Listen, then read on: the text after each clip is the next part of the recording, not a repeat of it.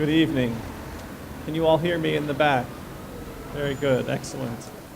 Well, thank you very much to Raymond, to Jerry, for inviting me to the European Foundation Center and to the inauguration of this lovely building, the Philanthropy House. It's a great honor to join you on this august and also joyous occasion. It's also a great honor to be asked to deliver the Raymond Georis Lecture. In preparation for the lecture, I read the lovely book about Raymond, A Quiet European Gardener, and I learned a great deal from it, and I want to refer to some of the ideas in the short talk I'll give that I found in the book. I should say one passage in the book stood out in particular to me, at least for this particular occasion.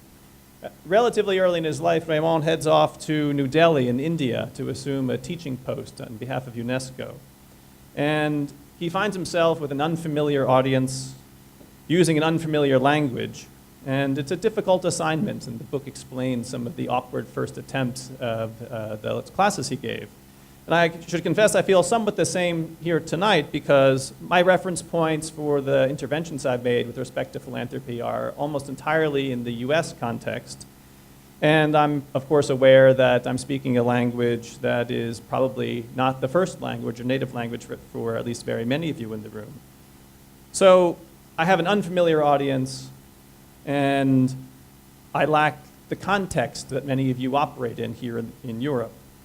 So I want to present myself, as I think Raymond does over and over again, with great humility before you, as I, at the same time, with Jerry's permission, will attempt to give you some provocations, some philosophical provocations about the role of foundations in democratic societies. Now, one thing the book about Raymond makes very clear is that he's a man of great humanity and great humility.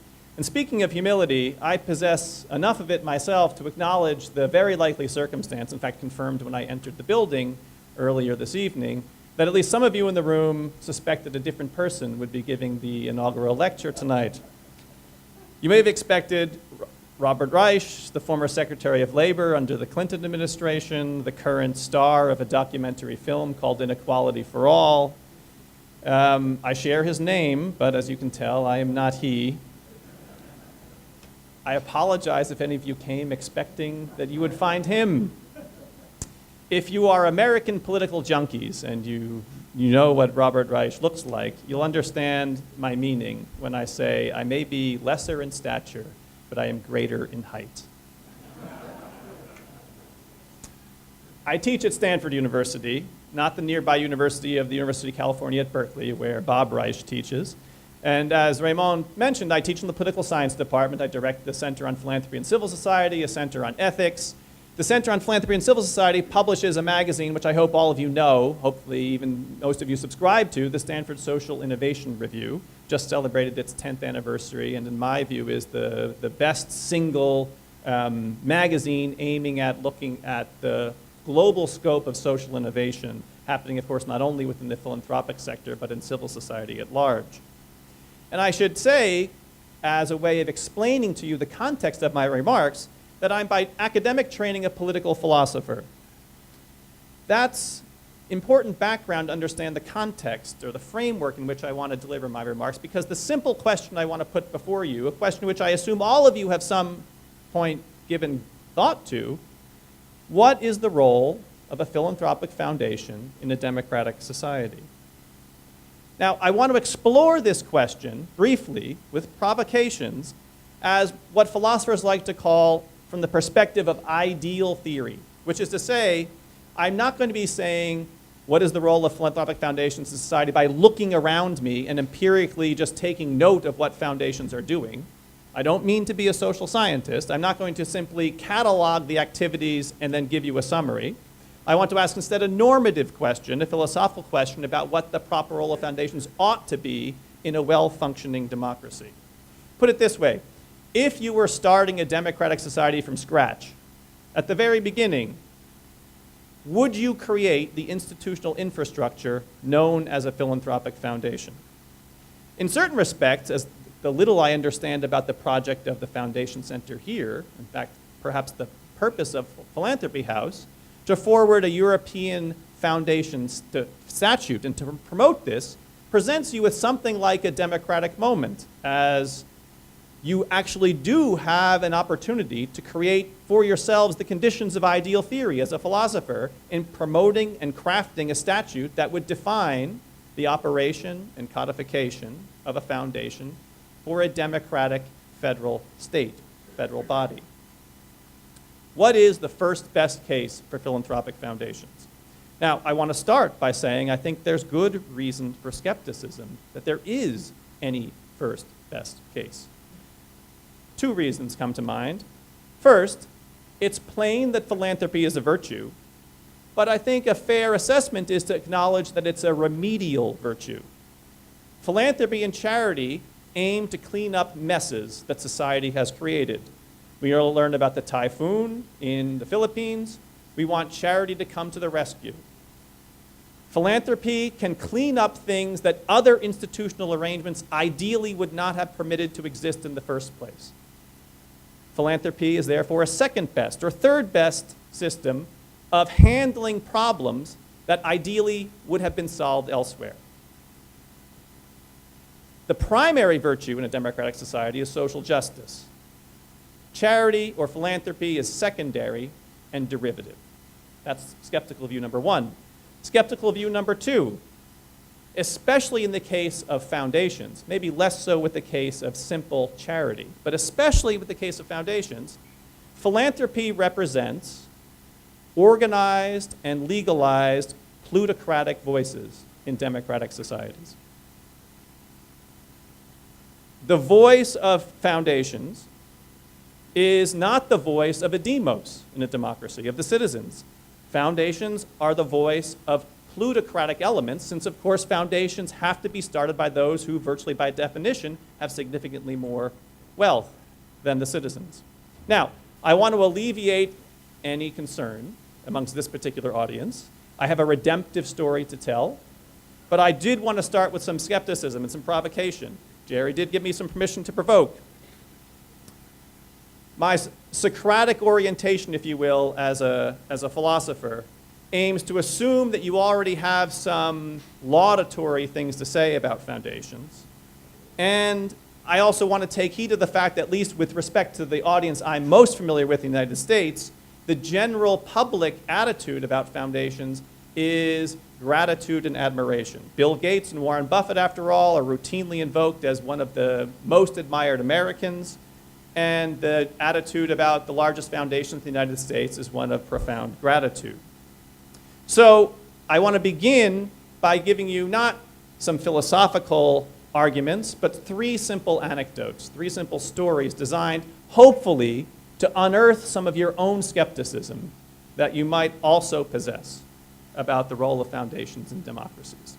So I'm going to start with one that's actually quite prominent right now in the United States. It's the role of several of the largest foundations who are working in concert with each other to attempt to promote a particular brand of education reform in public schools in the United States. The Gates Foundation, the Hewlett Foundation, the Broad Foundation, for those of you who know the reference points there, they have been promoting and successfully promoting a platform of educational reform that has not met with wide acceptance, especially among certain elements within the education community.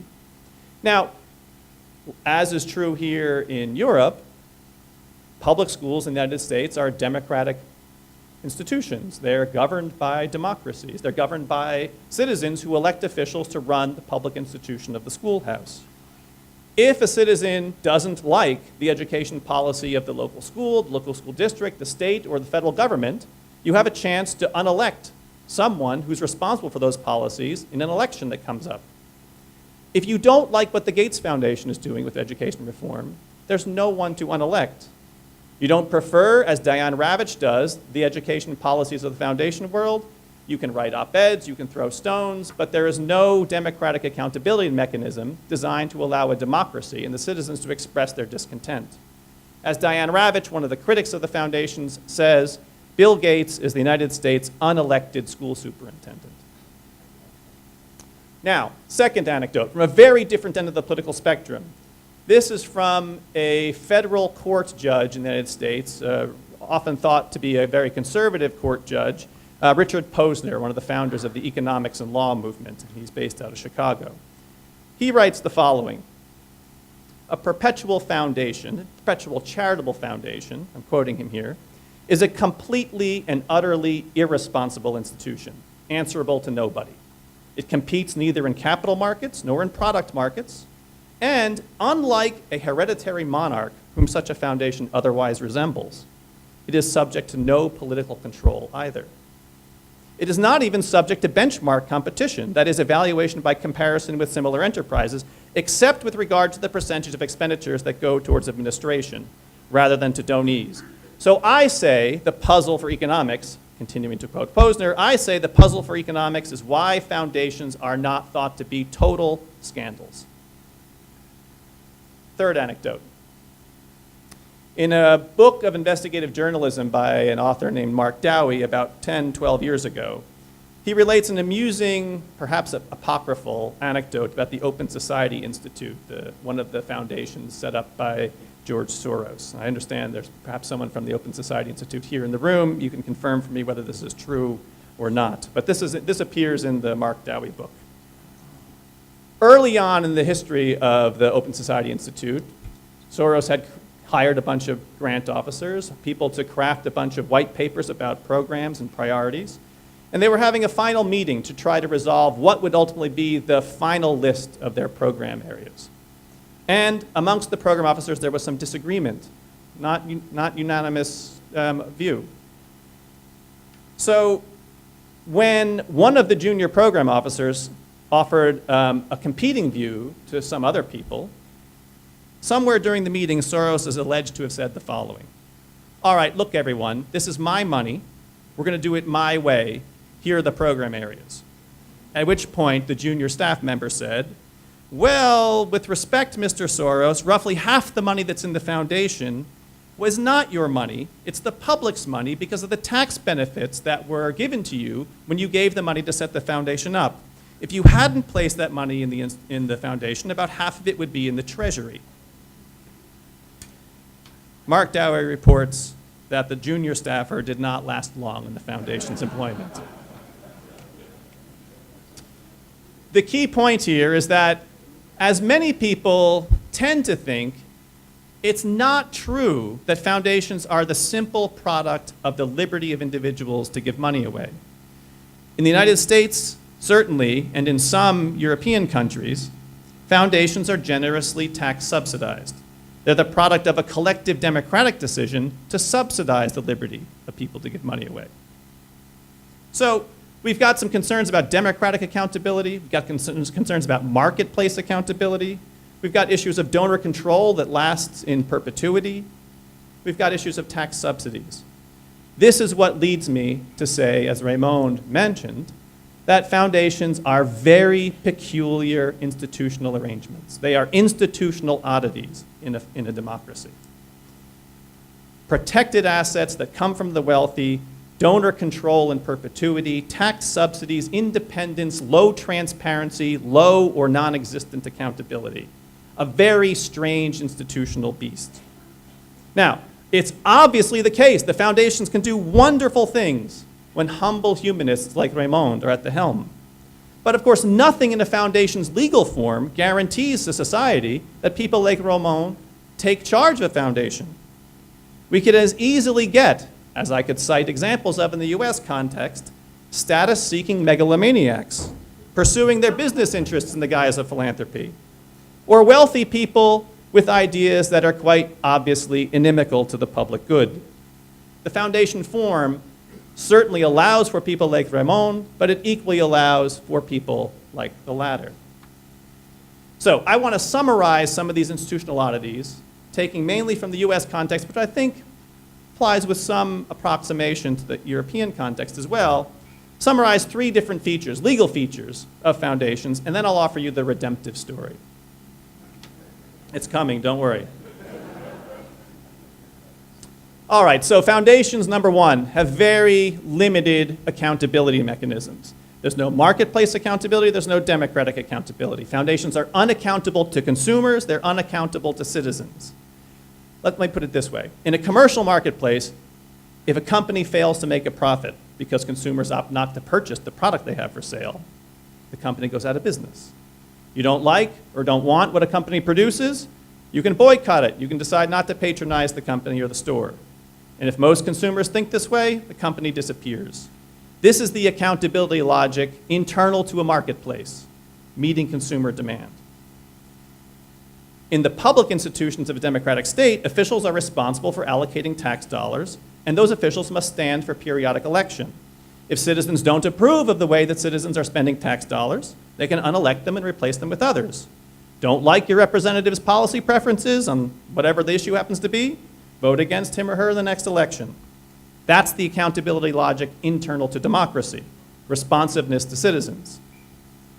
Foundations have no marketplace accountability. They don't sell anything, and so they can't be put out of business by consumers. They don't have marketplace competitors, and so can't be put out of business by superior performers in the marketplace. Instead of selling anything, they give money away to other organizations whose very own livelihood depends on the continuing support, often depends on the continuing support from foundations. So if you don't like the grant-making decision of a foundation, tough. Nothing to buy, no investors to hold them accountable. Similarly, foundations have no electoral accountability, as I've mentioned. No one in a foundation stands for election, regardless of what the public thinks about the distribution of foundation grants. Now, that's about the internal logic, both from the marketplace standpoint and the democracy standpoint. You could add to it something which I'm guessing you in the room are much more familiar with than I am, since I've never worked in a foundation. The internal feedback loop from grantees to grant makers. Very, very complicated and contested. It's difficult, I'm told over and over again, to get honest feedback from grantees about how well the foundation itself is performing, so that even if a forward-thinking, outcome-minded program officer and foundation head wants stiff accountability mechanisms from grantees, he or she will find honest feedback difficult to get. One of the old familiar lines I've heard over and over again is that people, as soon as they become a program officer, suddenly become much more good-looking and much more intelligent than they were the week prior. That's just a small way of reflecting the genuflection that often comes from grantees to grant makers. Low accountability, organizational feature number one. I'll go quickly through two or three others. Very low transparency. Now, I'm unfamiliar with the transparency requirements of the different foundation forms in European countries, but in the United States, the reporting requirements for foundations are almost minimal, or well, I shouldn't say almost, they are minimal. This is a tax form in which they have to list some of the grants they've made. But if you're a foundation, you have no obligation to have a website, you have no obligation to publicize your mission, you have no obligation to make it possible for people to write to you. There's simple tax compliance that's required, but beyond that, not much else. So very low transparency. Third institutional feature, donor intent in perpetuity. So we organize philanthropic foundations so that the donor's wishes are legally binding, not just for the lifetime of the donor, but for the lifetime of the foundation, which is designed in the United States to have a permanent endowment, which is to say to exist forever. So the line that tax lawyers give about this is the following: the dead hand of the donor, very peculiarly, extends beyond the grave, out of the grave, across generations. Why would we create a legal form like that? Final issue, the tax subsidies. Now, I realize that it's different in different European countries, so I won't spend much time on this here. It's very different arrangements in the European Union, in different countries here than it is in the United States. But the essential element is the following. If there are significant tax subsidies, then we ought not view foundations as simply the expression of the liberty of someone with money to give that money away. We ought to view that as a public benefit attached to the liberty of someone to give money away, which might give you a reason to think that there should be some public say, legitimacy, or control that goes along with the foundation's operation.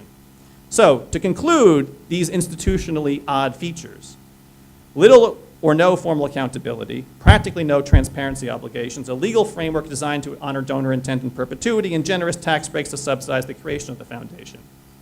What gives this institutional form democratic legitimacy? You might think, want to think, the case against foundations is strong. Foundations seem incompatible with democracy because they represent, by definition and by law, the expression of plutocratic voices directed toward the public good. But why, in a democracy, should the size of one's wallet give a person a greater say in the public good? Why should this plutocratic voice, in fact, be subsidized by the public? And why should a democracy allow this plutocratic voice to extend across generations in the form of tax-protected assets? All right, that's the thumbnail sketch of a democratic case against the role of foundations in society. Let me now give you some redemption. I can think of 3 separate arguments that would craft a first best case for foundations in democracy. One has to do with the importance of pluralism within democratic society. A second has to do with the role that foundations can play in establishing countervailing forces in society, where instead of concentrated power in the state, concentrated power in corporations, especially large corporations, foundations can act as a counterweight or a countervailing force. Now, I think there's something to each of these arguments, but I'm not partial to either of them. In fact, I don't want to endorse either of them. But I do want to endorse a third. I'm going to give a label to this third argument that I'll call the discovery argument for foundations. The line that I want to attach to it is the following. Foundations can represent in a democratic society the risk capital in social policy, experimentation, and innovation. All right, here's what the story looks like. What's the discovery argument? Now let's say that a democratic society wishes to advance the general welfare, pursue the aims of justice, but democratic representatives don't know the best means for achieving those objectives. Want to reduce carbon emissions, for example, or figure out how best to incorporate immigrants into a society? There's reasonable disagreements about what the optimal policy would be. What kinds of public policy proposals will come as best before democratic representatives? Now, to answer questions like that, a democratic society has to recognize that its leaders, its elected representatives, aren't all knowing. That reasonable disagreement on the best means to pursue just ends is likely. Social conditions are always evolving. So therefore, a democratic society might wish, purposefully, to stimulate experimentation in social policy so that better and more effective policies, realizing democratically agreed upon ends, can be identified and adopted. Foundations can be one device, federal structures may be another, for the important work of policy, discovery, and experimentation. Now here's the key point. When it comes to the work of policy experimentation, foundations have a structural advantage over the marketplace and over the state. That structural advantage is a long time horizon. Unlike commercial businesses and elected officials, foundations are not subject to a quarterly or annual earnings report, the bottom line balance sheet, impatient investors or stockholders, or short-term election cycles. Commercial entities in the marketplace have to answer at some point to their investors. They need to show results to stay in business. They have short time horizons. Similarly, public officials in a democracy don't have an incentive structure that allows them to show benefits over a 10-year haul with upfront costs today. That's a recipe for losing the next election. Foundations, which are designed to be free of marketplace and electoral accountability schemes, are answerable to the diverse preferences and ideas of their donors, with a protected endowment designed to give them the long-term latitude to operate over the long haul, are perhaps uniquely situated to engage in the sort of high-risk, long-run policy innovation and experimentation that is in fact healthy in a democracy. So foundations in this case can be the innovation labs for public policy in democracies. Long time horizons, relative lack of accountability, going for the long haul. This seems to me is the case for foundations, the first best case. Now I want to wrap up my remarks here, turn the floor back over to the generous people who invited me. See, the looks in the room make me worried that when I come down to join you for a drink, see how that goes. But I want to end with 4 things. Perhaps you're thinking the following. You've given an argument for foundations. In fact, I have a sincere argument, but the tenor of the talk was designed, in fact, to unsettle and to highlight the case against. And that might be true.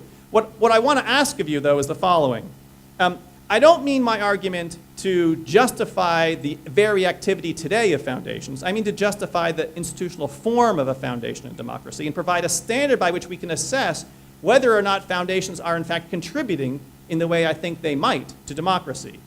I don't know enough about foundation activity in the European setting to say whether it meets this standard. I simply know from at least conversations with some people that oftentimes foundations don't. So I leave it to you to judge whether foundations do meet this standard, and if they do, all well and good, and if they don't, perhaps another argument is necessary. A second response, which I predict is likely, in fact, I think probably necessary response, yeah, that's all nice and well philosophically, first best case, ideal theory, political philosophy. We don't care. We shouldn't care. Foundations exist to do good in the world, to promote welfare, and if we turn out to be second best efforts, well, there's no shortage of problems and dysfunction for us to pay attention to. In fact, I think that's true.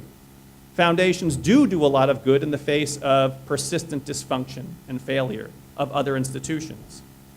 But as I say, that's a second best case for foundations. If you believe that, you must also believe that foundations ought to act in the aim of self-liquidation. Success in your operation would be to eliminate the problems you're trying to solve and then to go out of business, because that would mean they're being taken care of elsewhere and you can close up shop. What I've tried to do is give you a case that even if things are going well, foundations as a legal form are still extremely important in democracies. A third point. I've said nothing about the role of technology in the way that foundations operate today. And I come from Silicon Valley, where it's hard to take a single breath without encountering either a venture philanthropist, a venture capitalist, a funder, a social media maven. My students that I teach at Stanford have all nearly started nonprofits on their own and are tweeting about them 24 hours a day. Technology is indeed changing much of what we do in civil society. And part of what I have been doing in a separate project is attempt to track what I want to call digital civil society, what it means when so much of our associational life, our expressive lives go online. And I think that's a huge question for anyone who works in a foundation today. Finally, last point, I want to insist at the end of the day that democracy is the proper framework. Democracy is the proper setting in which to assess the work that you all do. In the book I mentioned before about Raymond, the very last pages include a very interesting interview with him about the lessons he learned over the course of the work that he's done. And what I found very, very telling, very incisively put, was his candid and frank acknowledgement that foundations are inherently political entities with political aspirations and goals. And if they are such, and they operate in democratic settings, then one must have a story to tell about how a political entity fits harmoniously within a democracy. I've hoped to contribute to a conversation that I think Raymond has begun, and that I'm sure this House will continue to provide a welcome forum for. Thank you very much for having me.